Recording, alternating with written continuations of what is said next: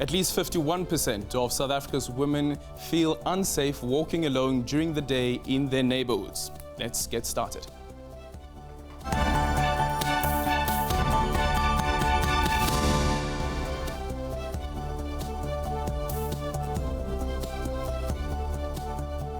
Good evening and welcome to Democracy Gate with me, Aldrin Simpier, standing in for Bongani Bingwa. Women continue to experience high rates of sexual violence despite democratic South Africa's progressive sexual offences law. During the 2018-2019 period, sexual offences increased by 4.6%. 68.5% of the survivors were women, while more than 80% of these crimes were reported. The conviction rate remains low.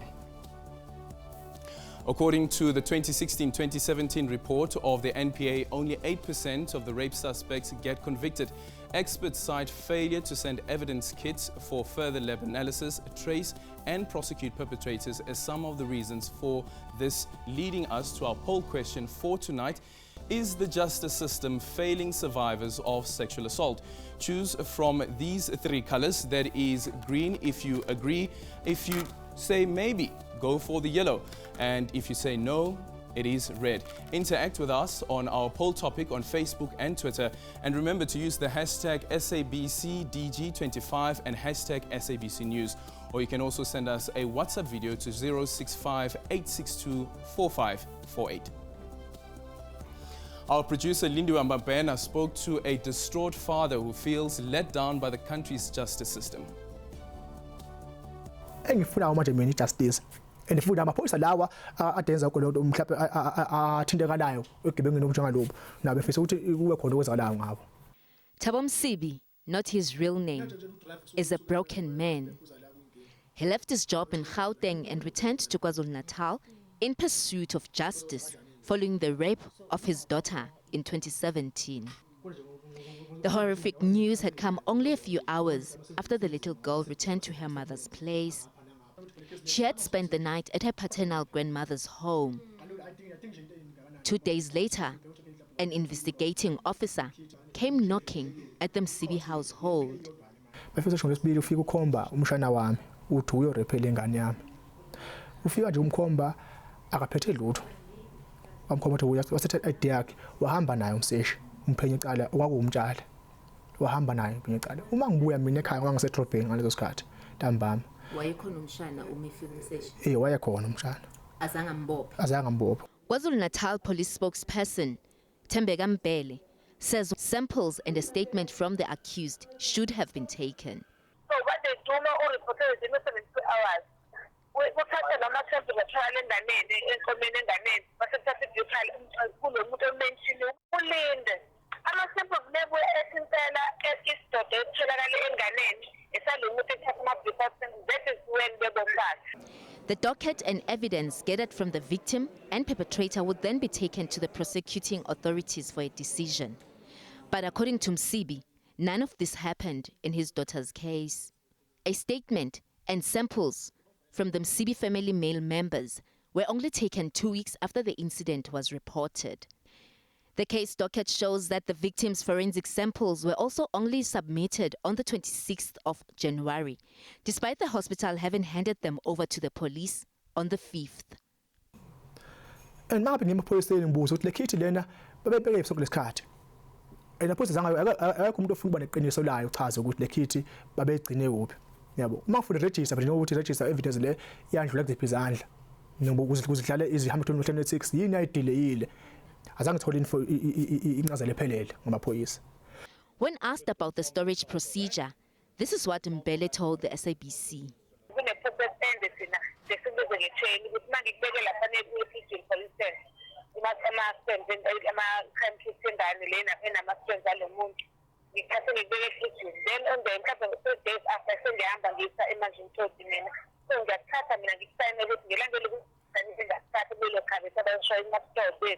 The case was later withdrawn due to lack of evidence.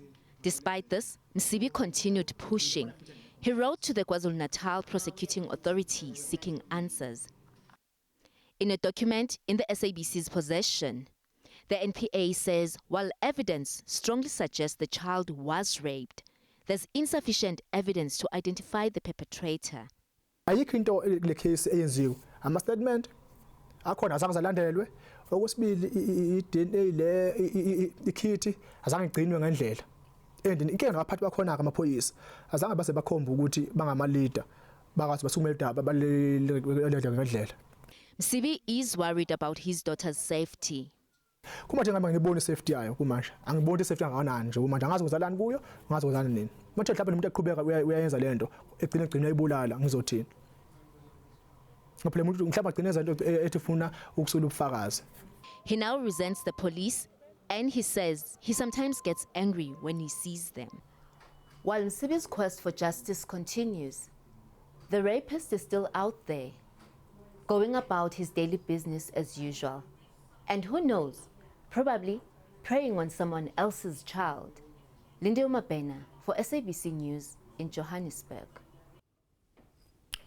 Hi together, just listening to Lindy was saying that while the investigation continues, or the lack thereof, the perpetrator is out there, the rapist is still out there. So joining us in studio for this conversation is Luc Lambracht, who is a child protection specialist and advocacy manager from Women and Men Against Child Abuse and associate at Mutwening Bill Attorneys. Tokwadi Siabela is also joining us in studio. Good morning and welcome, good evening rather, and welcome to Democracy Gauge.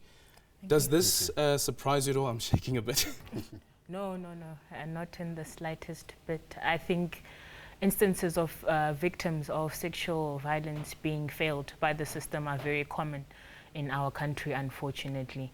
And it's important for us to seek to break this pattern that has developed in our justice system. Look. I agree completely. The filter that gets the victim from the top of the system through the judicial system to the court in the end, it starts bottlenecking right at the police level. So what we've seen is the bottleneck start at the police, go through the prosecution, end up in the judicial system, and then even after offenders have been incarcerated through the parole system. Yeah. So it's a very, very offender-centered system and very little victim-centeredness. Yeah. Before we actually get into that part about the system being offender-centered, just listening to this father, and I'm going to start off with you, Luc. Here's a father who probably thinks that his daughter feels that he has failed her. Absolutely, and I think the one thing about this father is he has actually taken on the justice system. Yeah. He has said that you have failed. He has gone and enlightened himself about, for example, he said the DNA was not kept properly, the chain of evidence was broken, the reference samples were only taken from one side of the family, not the other. So this is a very, very empowered father, and even he feels helpless to show his daughter that he can protect her, because the people charged with protecting our children are actually the state, because we become witnesses for the state in their case against the accused if they find one. Yeah, and your take? Well, it's very important to remember that unfortunately our system is designed to protect the interests of both the victim and the perpetrator. So the difficulty that you are finding, that we're encountering, at least in our country, is that there is no protection that is actually afforded to either victims or even perpetrators in that instance. So Luc spoke earlier on about the system being offender-centered. Yes. And it goes back to even when police make an arrest, yes, they will tell the accused that you have the right to. Yes. And that is problematic. Yes. I wouldn't call it problematic per se, because we must remember that we are living or operating in a very we're operating in a constitutional dispensation. So obviously the Constitution sets out certain rights that even people that are accused of crimes must be afforded. So even in us seeking to obtain justice for victims of crimes, it's very important for us to remember the rights that are afforded to perpetrators. I don't think that's a problem, that we all have rights. But if I report a crime and the first thing that I hear is that the suspect has the right to, and nobody is explaining even to me as the victim that these are the rights that you have. Well, it's important. Okay, I think then it goes back to a point of the training that is given to South African personnel within the SABC, South African personnel within the, the Family Violence, Child Protection and Sexual Offences unit. Because we must remember that even in the training that is given to policemen and policewomen, our instances and even the way we behaved is informed by our own prejudices.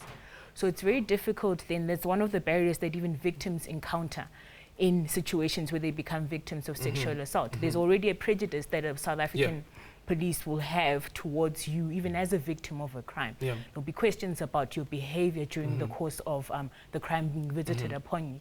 So even the training that is then given to personnel from the SABC must then be focused on interests that cater for the care, the psychological, emotional, and other care that relates to a victim specifically. And look, speaking about that, speaking about the training, as Tokadi mentions, that we are all informed by the societies that we come from, right?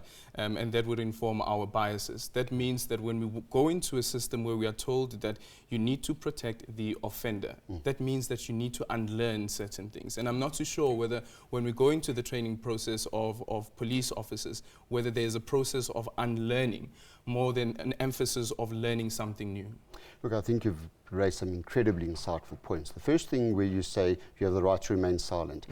Every victim who comes to the police has a right to not remain silent, because unless they talk, there's no case. 100%. So they have a right to not remain silent if they want a case.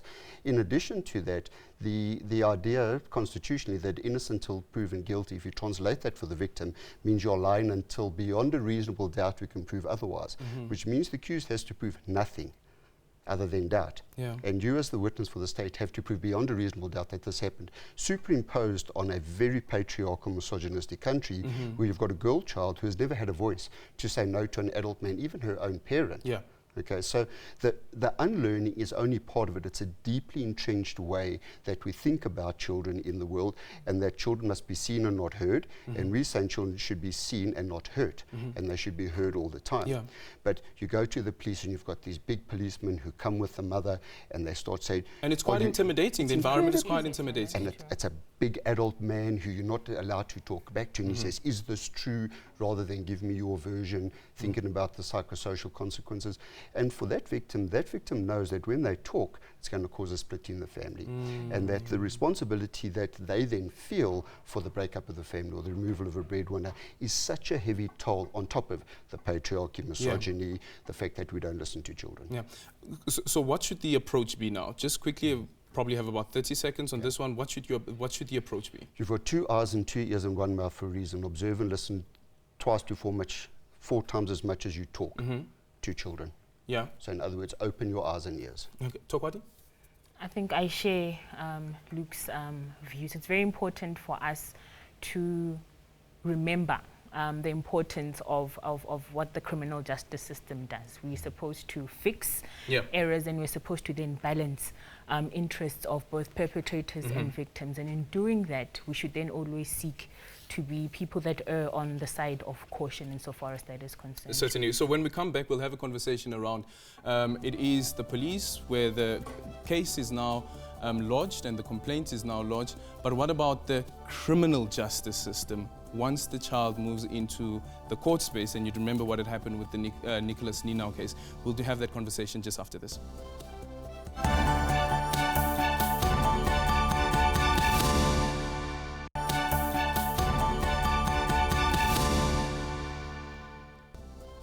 Welcome back. It's all about you here on Democracy Gauge. The People's View allows you to interact with us candidly. Let's find out what you had to say on WhatsApp videos. Firstly, the justice system is failing in terms of the time frame that it takes to resolve a case. And secondly, also some of the questions that the victims are asked are just not fair. Looking at the Tim Omotoso case, those young ladies have to relive the experiences, and questions about, how much the penetration went in and all that. We need to protect these young ladies. Well, based on that video that we just saw now, Luke, let's start with you on this one. The type of questions that get asked during the prosecution phase to the victim. And these are the types of questions that the victim sometimes have to answer in an open court, because we have an open democracy. Absolutely. So first of all, if it's with children, fortunately, those proceedings are closed because they're held in camera.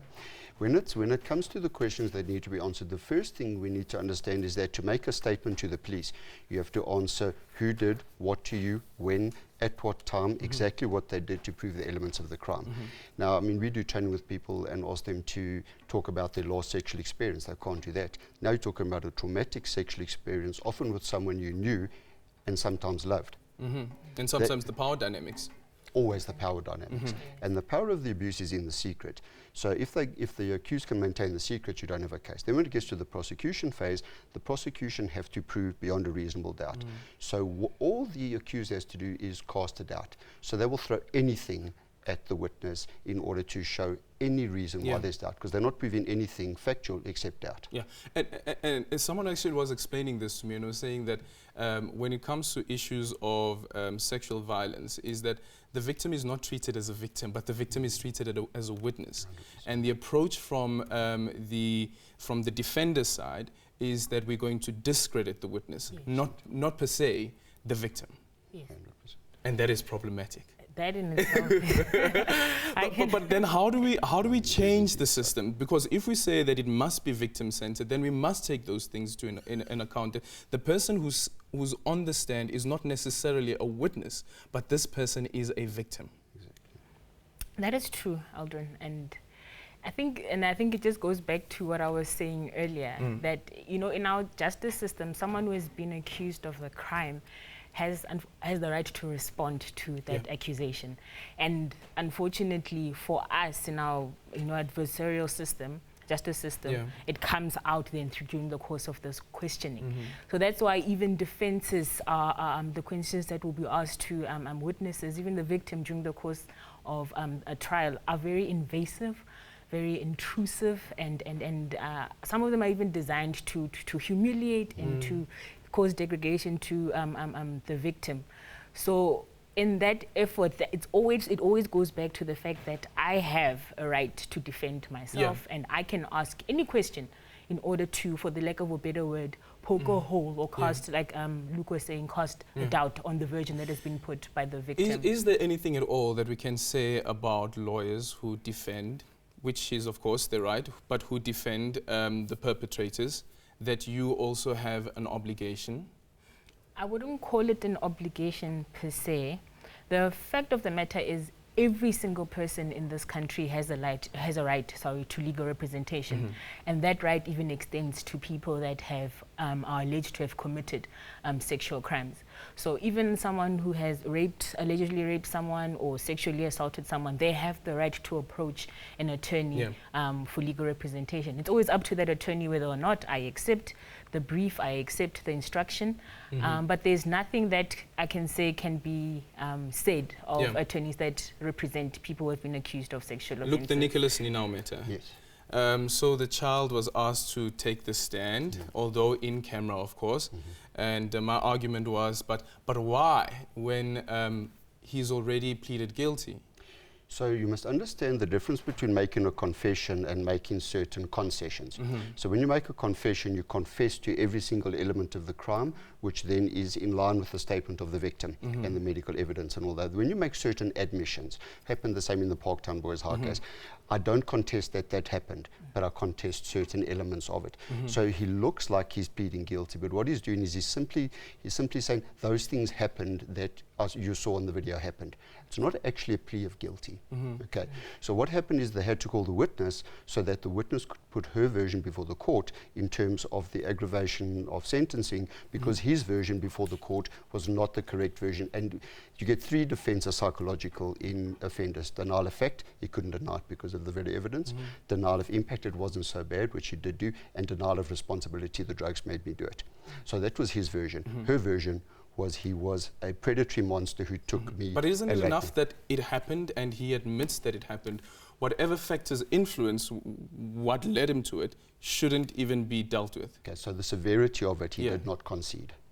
Okay, so when you're doing aggravation of sentencing, the amount of harm caused to that child, physically, emotionally, etc., she had to say that to the court so we could get it, it's called viva voce, via voice, on record, and she had to put it on record because he didn't make a full confession in line with what she said happened to her. So the state had to present her version to the court. Okay, just a quick one. Yes, no? Do you think the sexual offences register should be made public? Yes. Yes.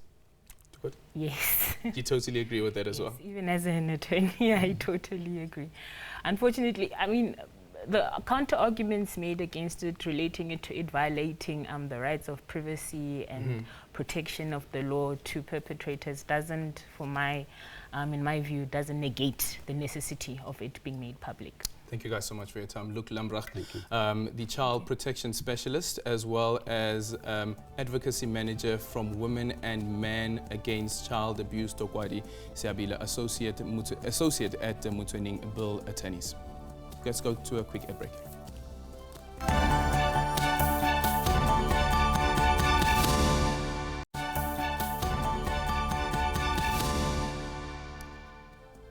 Welcome back. This week in 1994, the Human Rights Commission Bill was approved, paving the way for the establishment of the Human Rights Commission. The bill was given the thumbs up by Parliament's Justice Select Committee on the 10th of November.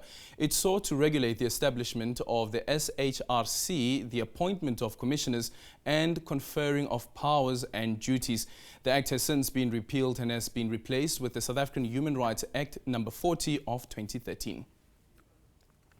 And before we say goodbye, let's take a look at the results from today's poll. And just a reminder what that question was: 51% of women in South Africa feel that they're unsafe and walking alone during the day in their neighborhoods. The question that we have for you today was in relation to whether you believe the justice system is failing survivors of sexual assault. And here is the results. The results indicating an overwhelming yes, which is the green over here.